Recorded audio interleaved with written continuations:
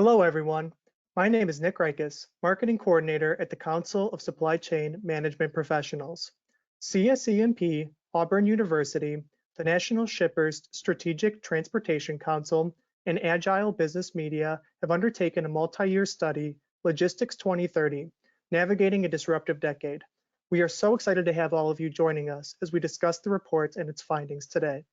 I am seeing that we have attendees still joining the webinar, so while we wait a little bit to allow them in, I would like, on behalf of the Council of Supply Chain Management Professionals, to sincerely thank our members and subscribers for their continued support, which makes it possible for us to deliver this type of cutting-edge content. For anyone interested in CSCMP membership or subscription information, additional details can be found on the cscmp.org website, along with a listing of upcoming webinars and events. Attendees on this webinar are muted for a better webinar experience, but we definitely would love for you to submit any questions using the questions box on the GoToWebinar control panel. Also, please note that the rebroadcasting or retransmitting of this webinar is strictly prohibited without the proper authorization from CSCMP. With that out of the way, I would like to introduce Dave Maloney, Editorial Director of CSCMP's Supply Chain Quarterly and Agile Business Media. Take it away, Dave. Thank you. And welcome to our webcast today on Logistics 2030, Navigating a Disruptive Decade. Thanks for joining us as we look at the results of this year's Logistics 2030 study. The study, as just mentioned, was created to look at the various factors that will shape the next decade of logistics operations. It's a result of a collaborative team of partners that include Auburn University's Center for Supply Chain Innovation, CSCMP, NASSTRAC, the National Shippers Strategic Transportation Council, KPMG, and Agile Business Media, which I represent, which publishes Supply Chain Quarterly and DC Velocity. So this is the third year for the Logistics 2030 study. The first year of the study in 2019 dealt with transportation management. Last year was focused on warehousing and distribution, and this year the study looked at strategic sourcing and inbound logistics. The last year and a half certainly tested the resilience of our supply chains in unimaginable ways. Who could have predicted the huge surge in demand that we have all experienced this past spring and summer? We've had more than a few hiccups as supply chains have sort of come out of the shadows to be front and center. Now most Americans know what supply chains mean. I'm sure you've experienced in the past, as I have, when you mention you work in supply chain, people say, what's that? Everybody knows and gets it now. And some of that attention has been good, but there's still a lot that needs work. So with that in mind, we look to the future and what it will take for supply chain professionals to assess the strategies, requirements, and tools needed to shape our future supply chains and drive success through 2030. So today we have some experts who will share their highlights of the report as well as their insights on the year 3 study. We'll be looking at key discussion topics we'll be addressing, including strategic issues and trends, organizational priorities, and strategies and tactics as well. Allow me, please, to introduce our illustrious panels who've been so quietly and patiently waiting in the wings. With us today, from left to right, at least as they appear on my screen, hopefully they're doing the same on yours, we have Yatish Desai, who is a partner in advisory and consulting, distribution, and logistics.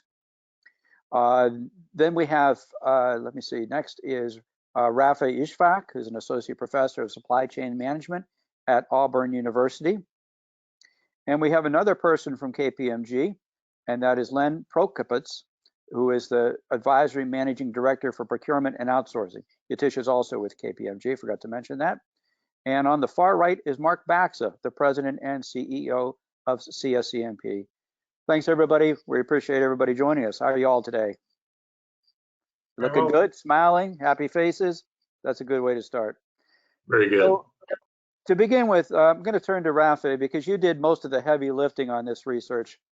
Could you tell us a little bit about the methodology used for the research and who was involved in this year's study? Thank you, Dave. Auburn University team started this research study around this January, February. And when we were designing the study, we were mindful that we need to stay close and connect with sourcing professionals and inbound logistics experts. So we started out with conducting 6 focus groups, speaking directly at length with more than 24 industry experts in strategic sourcing and inbound logistics. These conversations were used to analyze broad trends and highlighted some key things to investigate. So we turned our attention to devising an extensive online survey that was distributed through CSCMP membership, through NASSTRAC, through our university contacts and our sponsors, KPMG, to garner some very in-depth and detailed survey responses for close to 300 industry professionals.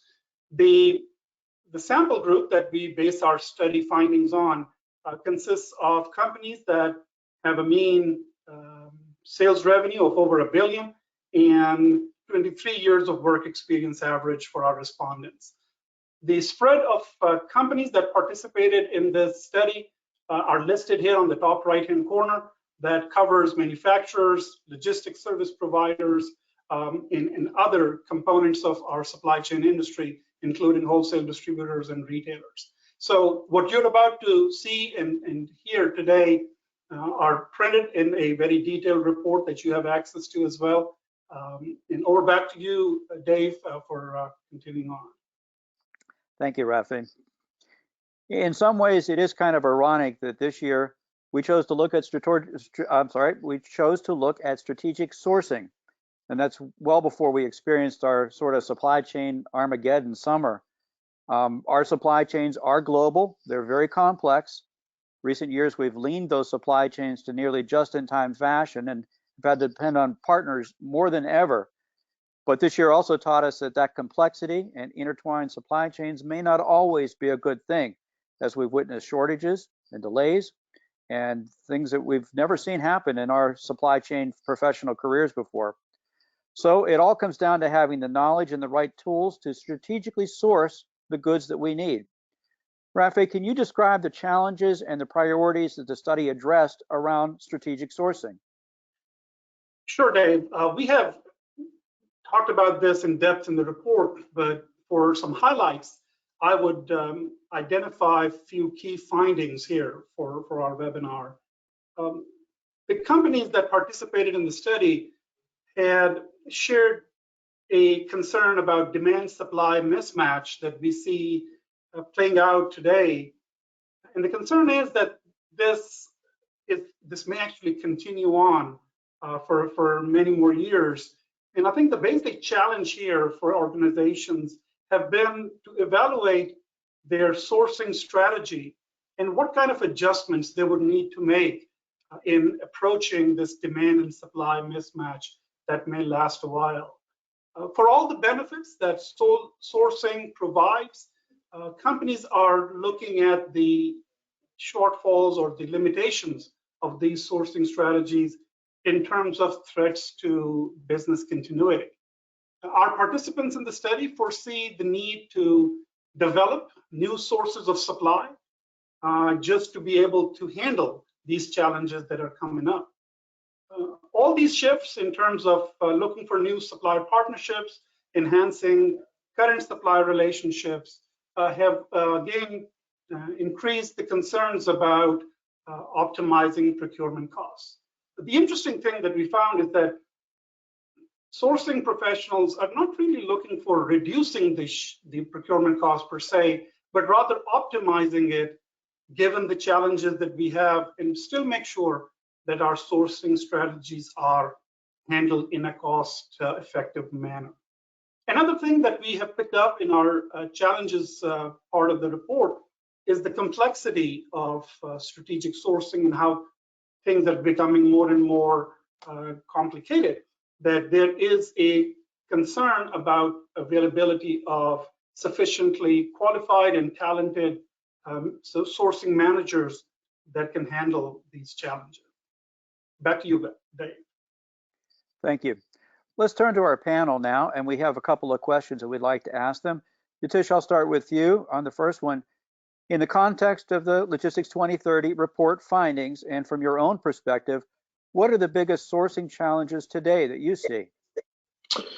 Well, thank you, David. I think first and foremost, everybody's eye and focus is on the continuity of supply, as Rafi mentioned, and that has taken different dimensions. Number one is making sure you have the right inventory that you're able to service your end customer.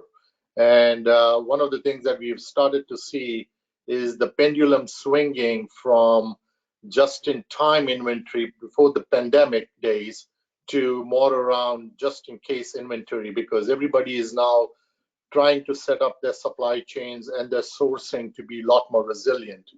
And thereby lies the question in terms of challenges that how do I secure not only my continuity of supply, but also ensure that I have the right inventory positioned in my supply chain network to continue to fulfill my demand.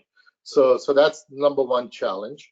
I think the second challenge is also around visibility of my suppliers, not just my tier 1 suppliers, but also my tier 2 and tier 3 suppliers. So that visibility in that extended value chain is also becoming more and more important in terms of managing that challenge.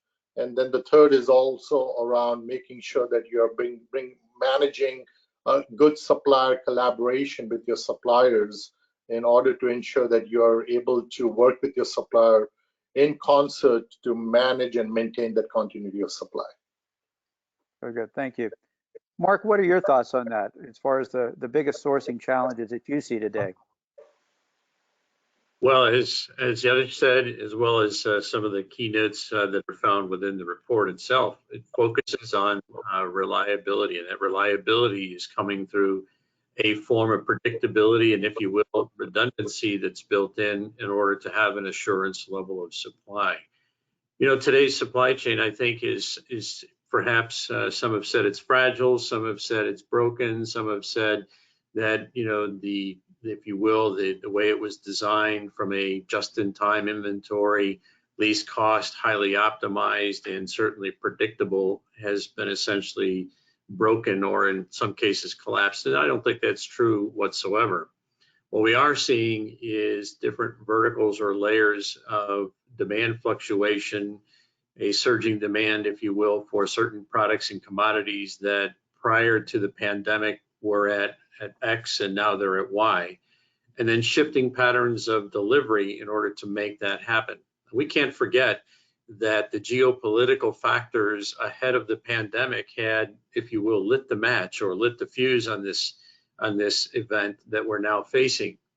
Supply chains were already in a state of disruption or disruptive activities, and that doesn't mean a bad thing. That actually can be very good.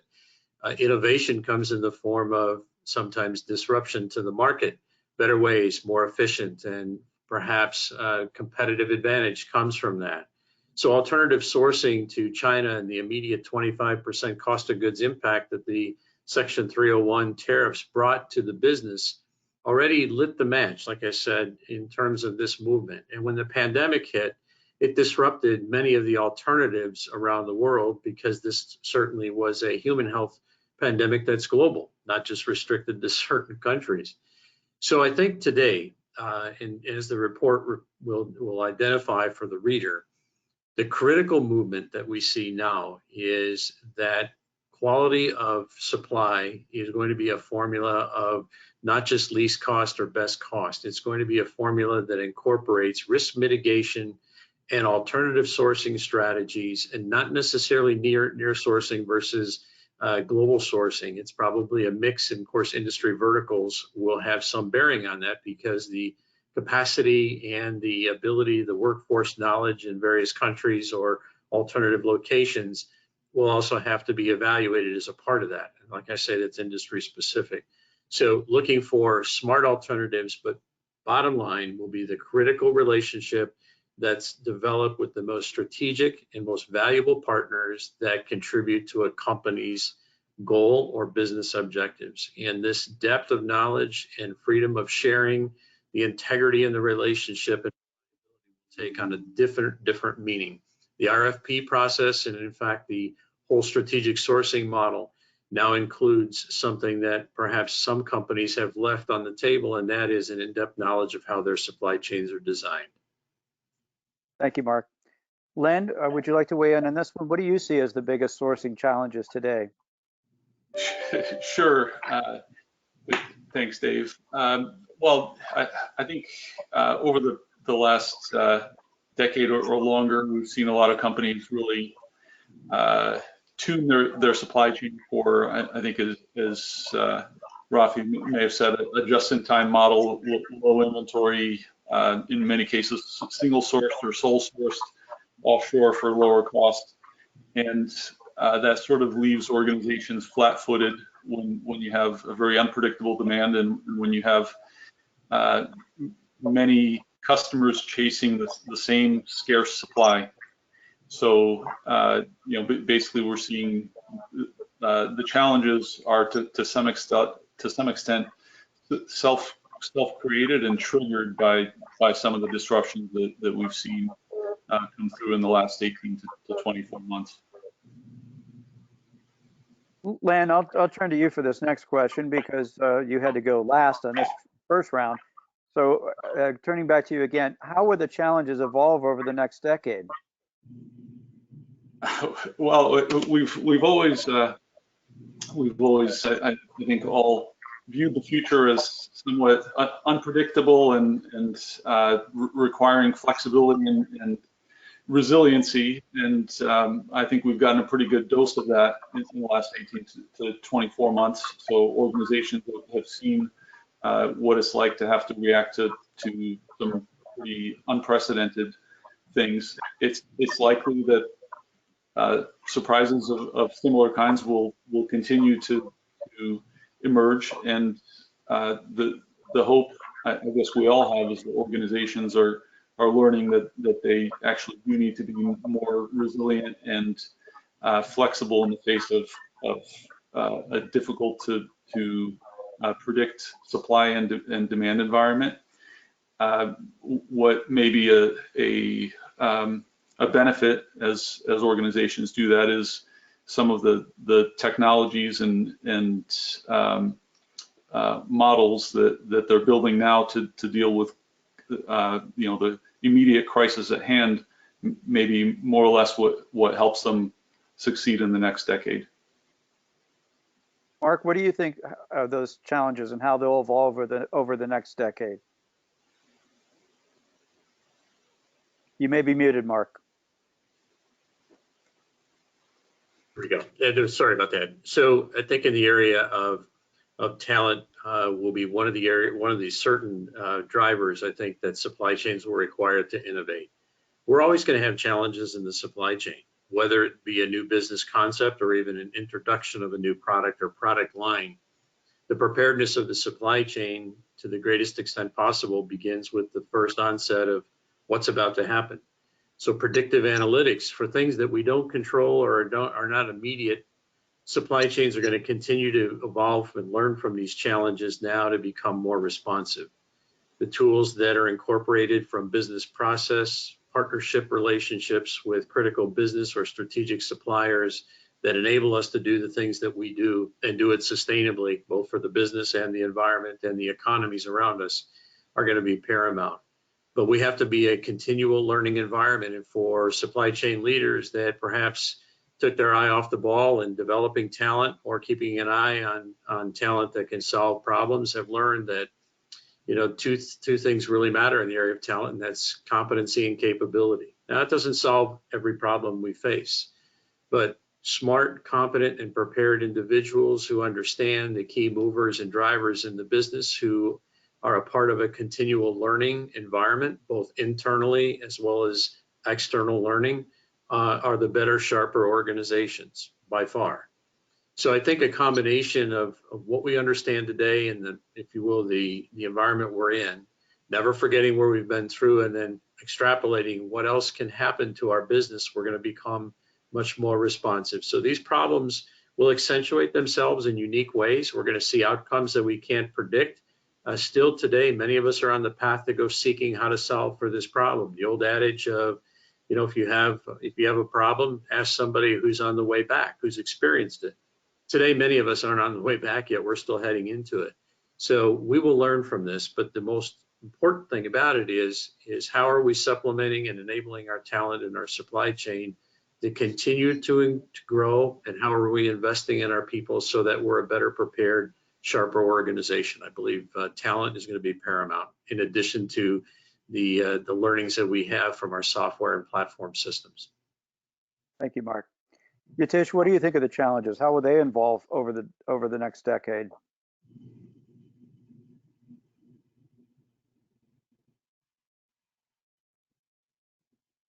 Sorry, I was on mute. I think one other point I want to build on what Mark and Len said was also making sure that you are creating a good ecosystem of your suppliers as your strategic partners is going to be another important factor to think about more from a supplier relationship management, and getting them integrated early on into your sales and operational planning processes so they have that visibility, they have an understanding of your forecast so that they can continue to better serve you from a continuity of supply perspective.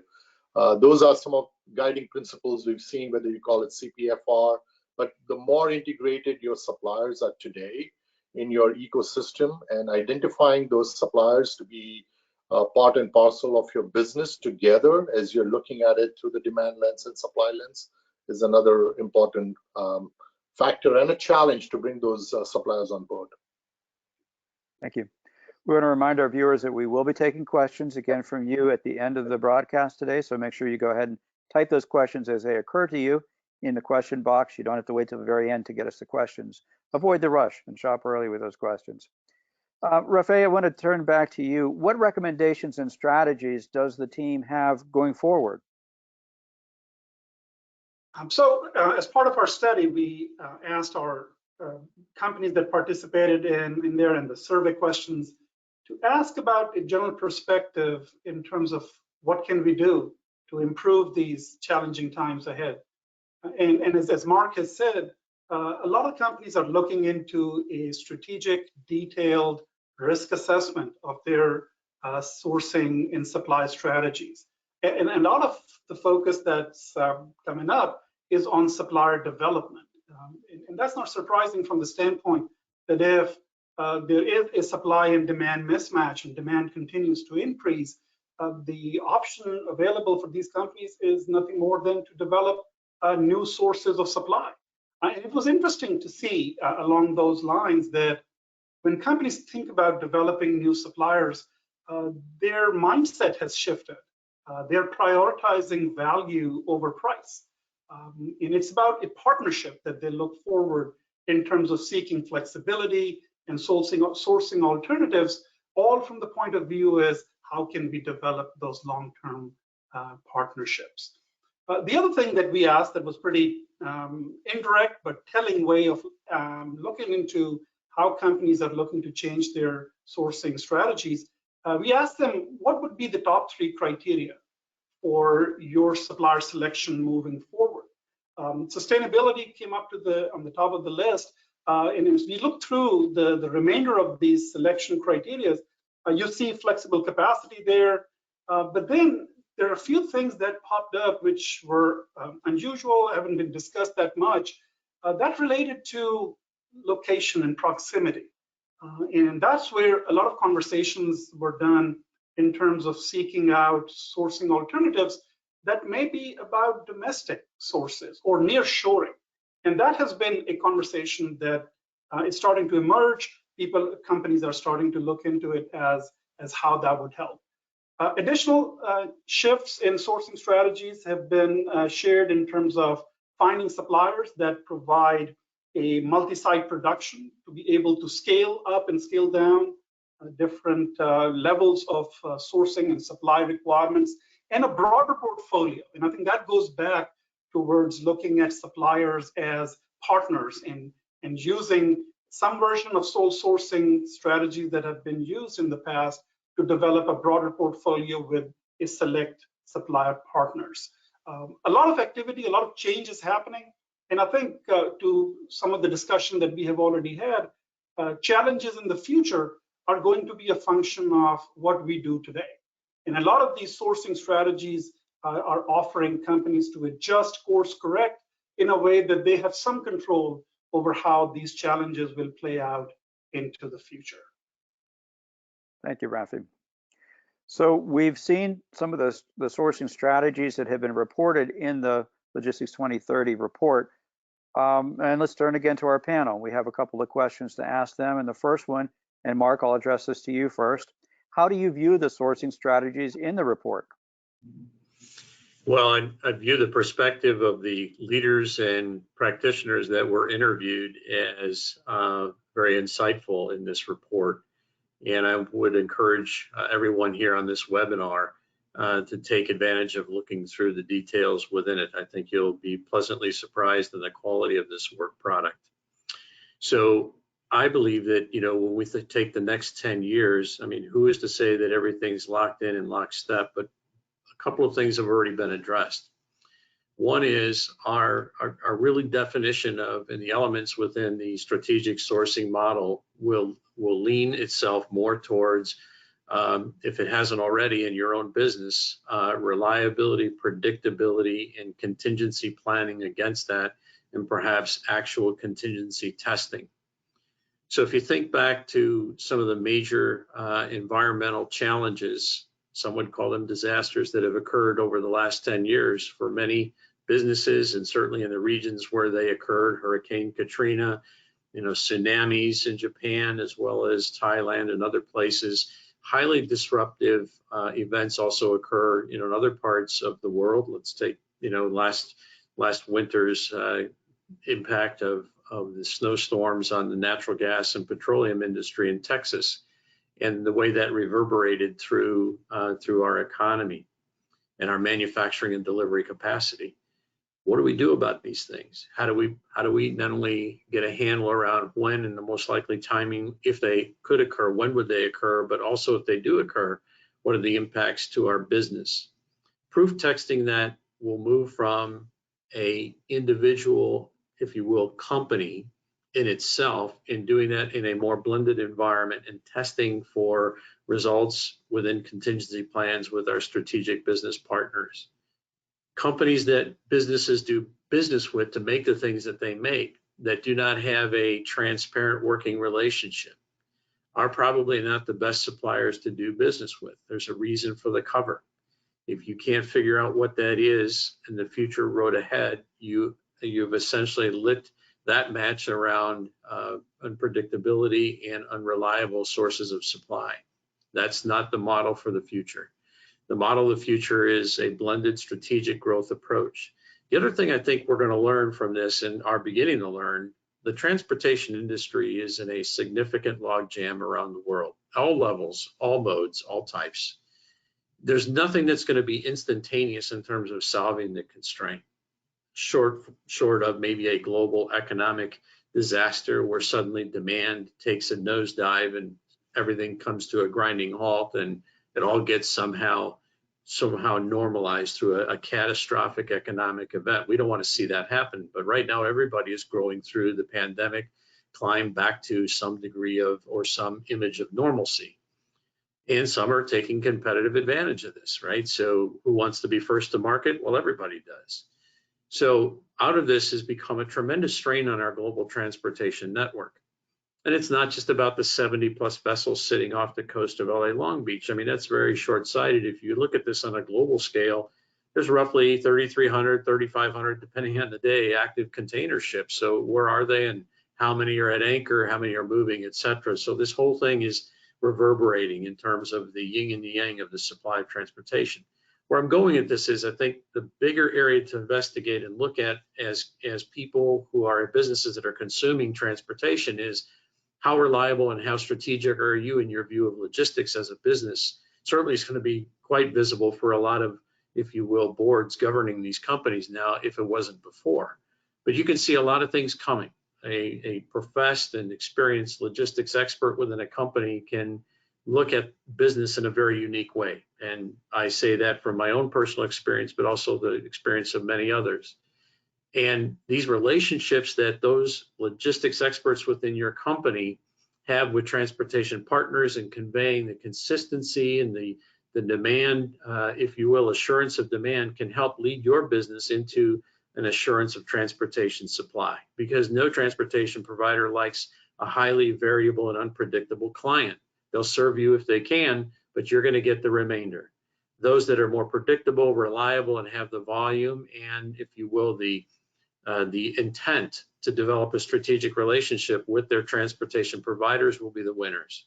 So the way we think about transportation and many other different elements of our supply chain, I think will matter. And this is what we're learning and will become much more important and valuable to meeting customer demand. Len, how do you feel about those sourcing strategies in the report? I think you're muted. Yeah, sorry. The sourcing strategies are actually what we are seeing in our clients right now. So everything that's predicted for 2030, I think we're seeing play out as price is being de-emphasized as a factor versus value and capability and just supply availability. I think we're definitely seeing organizations work to attain a more flexible supply model as they're struggling to just be able to fulfill the demand that they have. These are definitely things that we expect to continue going forward. We're also seeing a very significant focus on ESG, so environmental, social, government, sustainability type elements of these strategies. So I think we're seeing a sneak preview right now of 2030. And Yatish, what do you think of the sourcing strategies from the report? Yeah, there are two important points I want to bring up. In addition, there's also a pretty increased emergence in analytics, particularly when we talk about resiliency, creating flexibility, the ability to create some kind of a digital twin of your supply chain, so you understand not only your mapping of where your supply base is all the way to your customers, but also gives you the ability to do some scenario planning, do something around contingency planning, as Mark was indicating, sensitivity analysis, understanding and making it a little bit more predictable to you in terms of evaluating if a supplier A goes down, where can you alternatively source from another supplier? What impact does it have to your lead time? What impact does it have to your revenue? Things of that nature. So the ability to mine the data and use the analytics for that what-if scenario is becoming an important capability for the future. The second piece that I want to quickly touch upon is also there are companies that are co-investing in the suppliers to secure capacity, and in that spirit of strategic relationship, where they are not only investing but also making sure that they're helping build the capabilities and competencies of their suppliers, because a lot of these suppliers are sometimes mom and pop businesses, or maybe they are not as mature as the other suppliers. So there are some opportunities of that sort that you can also leverage, and that's also coming into play in terms of how you go about from a sourcing strategy perspective, and transportation for that matter. Yeah. Yatish, how do you envision that those sourcing strategies will change over the next 10 years? I think it'll probably continue to evolve. There's definitely going to be a lot of learning. There's definitely going to be a lot of collaboration and partnership that are going to continue to evolve. For example, we've seen typically the ocean carrier space get consolidated. Now we have roughly about 10 larger ocean maritime suppliers. And also in the intermodal space, we've seen that, right? So more and more consolidations taking place. So they're going to have a lot of pricing power that's going to be, at their disposal to manage capacity, manage price. So having that relationship and identifying the right suppliers and third-party transportation providers is going to be important. I think in conjunction also making sure that you're able to drive some technology acceleration. We've heard about in pandemic a lot of digital transformation taking place, and a lot of emerging technologies have come into play. So when we think about it from a sourcing strategy perspective, there is an opportunity to bring in some kind of automation or AI kind of opportunities into your sourcing transactions as well, that you can start managing the labor costs associated with the procurement and sourcing as well. Thank you. Len, what do you think about the future? How's that going to change over the next 10 years? I think I mentioned ESG and sustainability. I think that is going to continue to grow as companies are better able to quantify and actually orchestrate it. I think the other element, we looked at the sourcing strategy priorities on the last page, and we're seeing price be de-emphasized today, but it's unlikely that that's going to be permanent. There's always a return to a price focus when it comes to supply chain and procurement. So even if it's not the number one priority, organizations need to deliver productivity, and our hope is that organizations do that intelligently, using some of the tools that they have built or are building in the current environment, the analytics, the collaboration capabilities to be able to deliver those price and cost improvements without going back to the practices that have caused some of the challenges in the crisis. Mark, how do you think the strategies will change over the next 10 years? Well, as some have already said here, we've got a great panel. I think the insightfulness of the sourcing team will certainly increase. They'll become more ingrained into the business than they ever have before, be a critical player in the supply chain as the data indicates. They'll be paying more attention, or an increasingly amount of attention, to the environmental, social, and ethical impacts of their supply chains as they continue to expand.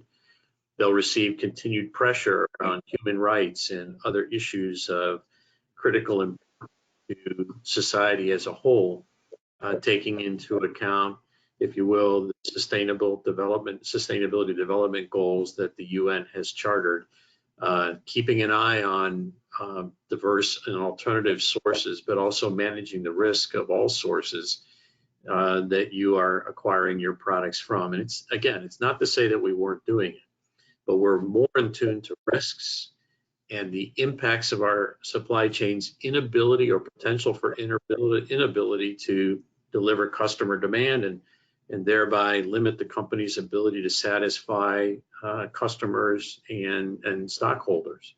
So I think our sourcing strategy will, again, focus on the elements of risk in a much different way. I think procurement leaders will also be looking for sharpening the saw. Again, reinventing the wheel around capacity and capability to deliver the results to the organization. I don't think, as Len indicated, I don't think anything's going to go away in terms of a cost-conscious sourcing and procurement strategy. We're fooling ourselves if we don't think costs matter, because they really do. Imagine paying $24,000 for a 20-foot container out of China today when you used to pay $4 just 15 months ago. Believe me, people will be looking at costs. But part of that, there will be a shared position in total cost of ownership that must be understood, and the chief procurement officer or leaders in the procurement and sourcing function and supply chain will play a critical role in helping the business understand its options and the cost impacts, so that trade-offs can be understood, and at the same time still satisfy the financial earnings and targets of the corporation or company. So it's a very strategic role that will become even more strategic today, not just from a supply perspective, but overall problem solving and strategically innovating within the supply chain. There's no one function in the supply chain that I think will have the answer, but sourcing will be looked upon solving some of the most critical problems that have been brought to light as a result of COVID. Thank you, Mark. Let's move on from strategic sourcing to the second part of this year's Logistics 2030 study that dealt with inbound logistics. And we'll consider those products that made it to us and are not still stuck out in the harbor at Long Beach or LA, but we'll be talking about how you deal with those inbound logistics. Before any distribution can occur, of course, it has to first arrive and be made ready to process. So Rafi, I turn to you again. Can you describe strategic challenges and focus areas as they relate to inbound logistics? So a conversation about sourcing cannot be disconnected with what happens when the products get here. So we covered that inbound logistics element of our supply chain in our report as well. And we asked our participating companies and professionals to rank the future challenge in the inbound logistics side. and that those rankings are listed here. And it's not surprising that if this supply and demand mismatch continues on for a number of years, the approaches to handling that mismatch is going to fall under inventory related strategies and using inventory buffers. And that's where inbound warehousing capacity and availability of workforce to handle all the logistics of the supplies coming in has become a big concern or a big challenge in light of our findings. Another concern or big area of challenge that extends all the way up to 2030 relates to the timely movement of freight. And that's both ocean and intermodal rail. So international waters and then domestic movement. These things are interconnected. A delay at the port and not being able to figure out when is the container is going to be loaded onto a truck or an intermodal rail. All of those things have a reverberating effect that impacts all the carriers in different segments of the transportation industry. Transportation capacity continues to be a concern as people look into the future, and they're still concerned about how this thing is going to last. Well, with transportation capacity comes a related concern, that's volatility of freight rates. And that was also highlighted in our study, in our survey responses, that timeliness and delays related to movement of freight from inbound all the way into the warehouses is going to continue to remain a big challenge moving forward. The organizational focus and priorities in that regard is another area that we explored, and we asked our survey participants to identify how would their current and future focal areas might change in the inbound logistics side. And we found that there's a lot of emphasis, a lot of concern around visibility and tracking of inbound shipments. And that's where we see a lot of companies starting to think and figuring out how would they be able to handle the challenge around knowing where the shipments are, and especially when planned activities break down and things don't move as we expect. So that's where the role of technology and end-to-end visibility is becoming more and more critical. Another piece that Jatish talked about earlier is this whole notion of deploying analytics and technology from the standpoint of better planning. The whole issue of complexity around carrier capacity, what's available, what we can move, and how do we plan in a way that can take care of these challenges. This is where a lot of e-processes and analytics technology is making a big focus for companies. The whole idea, I think, the general overview from a challenging standpoint on the inbound logistics is around performance, timeliness, having the capacity, and ensuring that both these things don't impact or continue to impact the volatility of freight rates that Mark talked about, because it's going to affect everybody, not just the sourcing side, but it's going to trickle down all the way to the customer as well. Thank you. We are going to have to move along a little bit, gentlemen, so if you can keep your comments brief so we have some time for questions from our audience. But we want to ask a couple of questions of our panel here, and let me start with you, Len. From your perspective, what are the key strategic inbound logistics challenges? Sure. Well, I think what we're seeing is a combination of supply availability in logistics, so challenges in getting capacity. I think we're seeing some performance challenges, and I think we're really straining the logistics network based on all the push and pull on demand and supply. So just creating significant challenges on logistics that don't exist in a steady state model. And in order to deal with this, basically, we have to get back to effective supplier performance management and supplier relationship and management and partnering, and effective use of technology for visibility to be proactive and aware of where the challenges lie. Yatish, what are your thoughts on this? Yeah, on the inbound side, we've seen that a lot of our clients, the inbound logistics cost is buried in the unit cost of the raw materials coming in. And that's where I think some of the issues are emanating, not just from a visibility of where my shipment is in the value chain, but also getting a good line of sight into what is it costing me today?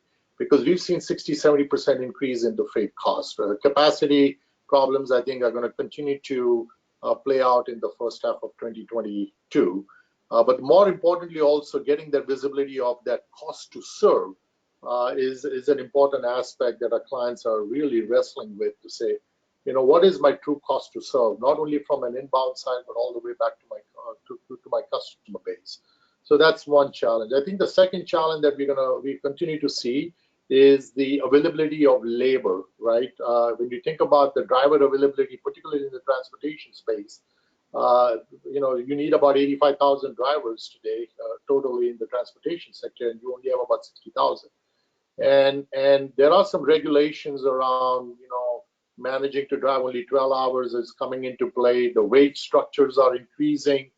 There's also reskilling need in terms of challenges that are coming into play in terms of, if you look at what Rafi was talking about, the storage capacity in the distribution, that's also coming into play in terms of how do I really reskill my labor of the future so that they are more in tune with adopting technology, adopting automation and things of that nature, because labor productivity efficiency within the four walls of distribution and transportation are becoming a lot more coming under the magnifying glass when you think about it from a cost to serve perspective.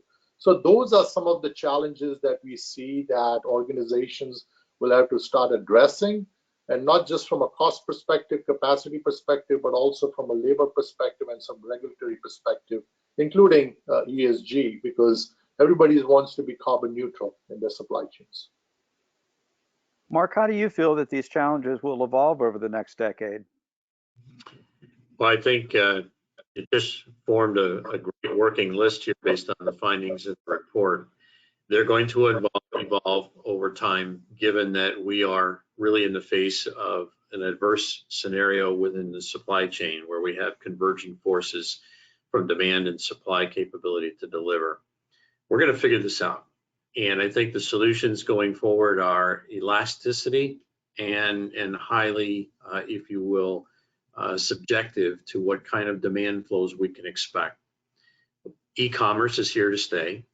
We also know that we need to evolve in terms of our infrastructure and our capacity to absorb inbound freight, outbound as well, but inbound freight, not just in the US, but in any global consuming net positive market around the world. So capacity constraint and capacity debottlenecking will also be a key part where everyone will have to own up to their part, and we're going to have to pursue our federal regulators. Right now, carpe diem, strike while the iron is hot. I think we have the attention. Now the question is, will the investment be there in an appropriate way that allows for future expansion and elasticity? The other elements we've talked about, I think, are very similar from a strategic sourcing, also play into logistics. Our learning and development, we have to be learning in innovative organizations as supply chains go, and the development of our people to understand and to have the knowledge base and the networks in order to solve critical problems, both with business partners, our strategic transportation providers, but also our suppliers as well, will really matter.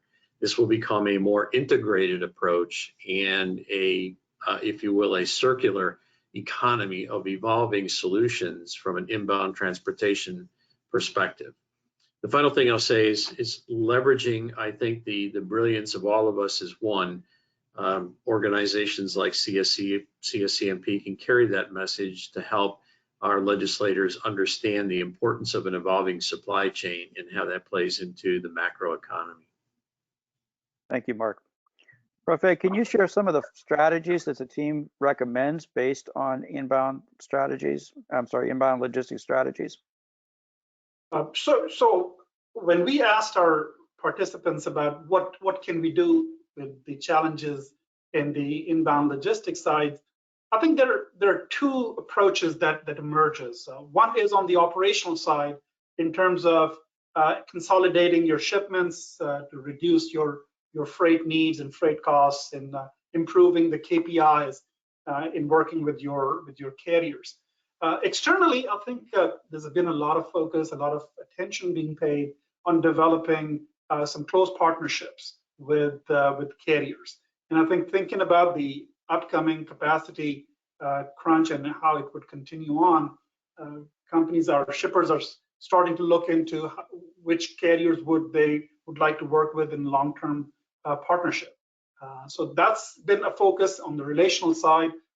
As other panelists have identified already, workforce readiness is becoming another key way to handle the challenges on the logistics side. So some wage related or retention related issues that or approaches that companies can use to recruit and then retain not just the managerial talent, but also workforce in the warehouses, I think is going to be a way where companies are focusing their attention. Thank you. Let's turn to a couple of questions for our panel. We have to cut this a little bit short because of our remaining time availability.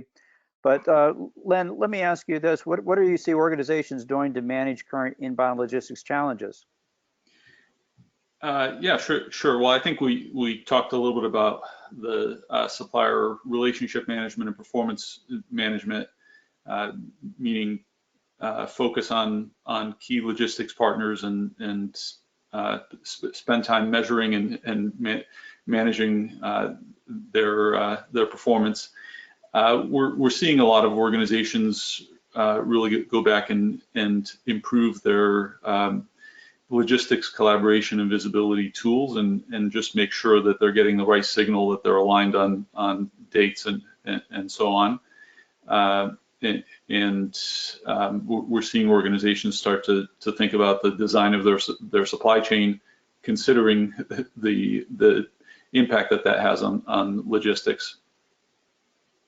Thank you. Yatish, how do you envision the logistics landscape changing over the next 10 years? Yeah, so a couple of things. I think we're seeing this emergence of micro supply chains coming into play, whether, as Rafi had mentioned, onshoring or nearshoring. That's becoming an important aspect, more strategically speaking, not tactically speaking. And that lines up with everything from supplier sourcing all the way to, as I had mentioned earlier, from a cost to serve perspective, is becoming more and more important.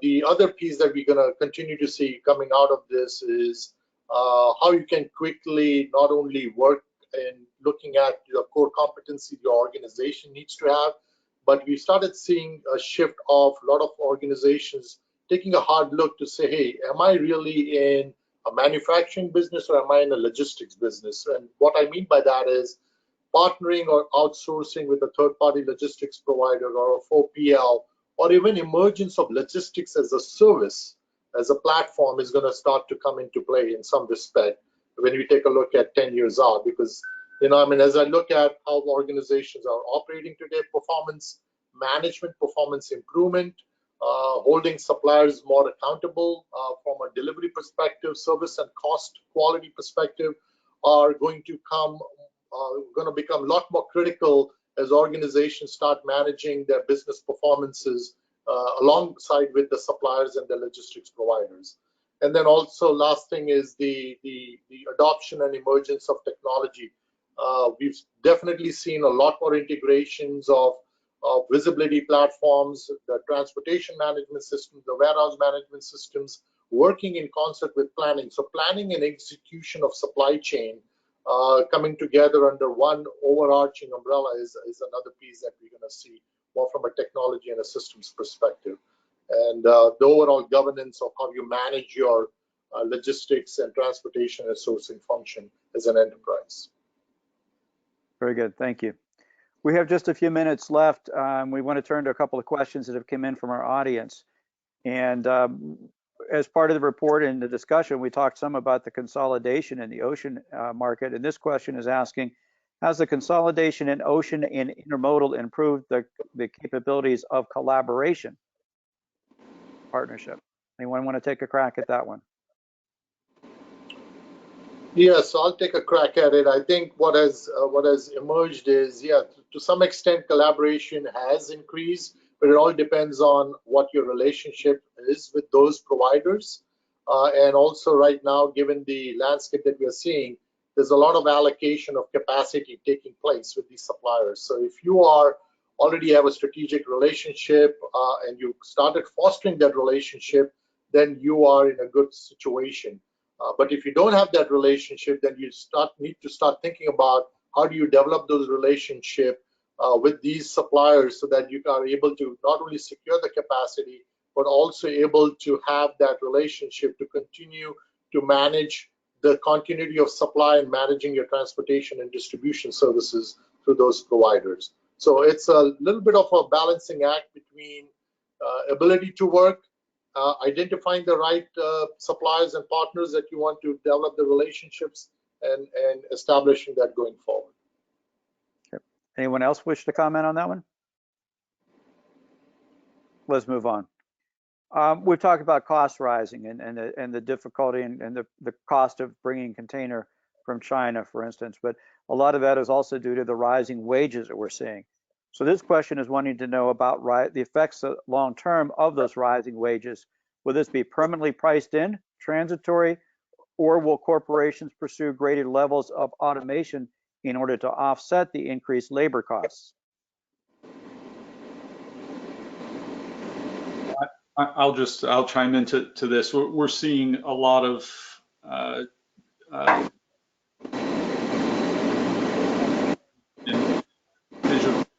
initiatives. I think we're having a little bit of trouble with your microphone, Len. Yeah, I'm sorry. We're not hearing you properly right now. Yeah, maybe I can answer. So what I think what Surely. Ian was talking about was we've seen a pretty significant acceleration of digital transformation taking place. And a lot of the digital transformation is bringing fast forward a lot of automation and technologies into the supply chains, more from a process perspective, execution perspective. So there is definitely an offset happening in terms of looking at cost per unit and offsetting that by increasing your productivity by bringing in automation technology to offset some of the increase in wage and labor costs. And that trend will continue to happen. We don't see that slowing down to a large degree. And that's also further accentuated with the fact of e-commerce, with an increase in velocity, increase in throughput going through the supply chain network. There's a lot more increase in volume also happening and complexity of the processes that's driving some of this automation as well. Thank you. Mark, would you like to comment on that at all? Well, in many cases, it's difficult to see wages offset at lower rates once they're up, right? So this is a really difficult challenge. I agree fully with what Tish just outlined, that where costs increase, there's other levers that will need to be looked at in order to contain costs and achieve a desirable level of total cost of ownership. The amount of automation and simplification as a part of your new standardized supply chain model will also bring in efficiencies from a cost leverage perspective. Perhaps the largest offset will be a total shift in sourcing strategy that comprehensively takes cost out. So if you reduce the length of your supply chain from 5,000 miles to 50 miles, what does that do for your business? Providing all other attributes of cost, quality, and time can be met. So holistically, this will drive supply chains for the future to look at their total design, and the innovative aspect of what Tish just outlined, the layering of automation and within the supply chain will also enable cost advantage. But wages are probably here to stay. Yeah, thank you. Unfortunately, we are out of time for other questions, and we did have other good questions come in. We apologize for not being able to get to all of your questions. This report did take a year to produce and many hours of conversation. It's hard to boil it down just into 1 hour discussion. So thank you, everybody, for participating. I'd like to thank our panelists today, Rafi, Mark, Yatish, and Len, for being with us. Truly appreciate your wisdom and your insights And we also want to let our audience know that if you're interested in a copy of the Year 3 Logistics 2030 report, it is available through the CSCMP website. I think a link was also put in the chat message, but I found if you just go to the cscmp.org and type in 2030 in the search bar, it'll take you directly to the report and you can download it from there. Our research will continue next year, so if the team knocks on your door, please open it. Be willing to share your thoughts and your expertise with them as we produce next year's version of Logistics 2030. On behalf of our panel and Auburn University, CSCMP, NASSTRAC, KPMG, and Agile Business Media, I'm Dave Maloney. Thanks for spending your valuable time with us today. We hope you enjoyed the experience. Thanks very much. Thank you very much. Bye, everyone.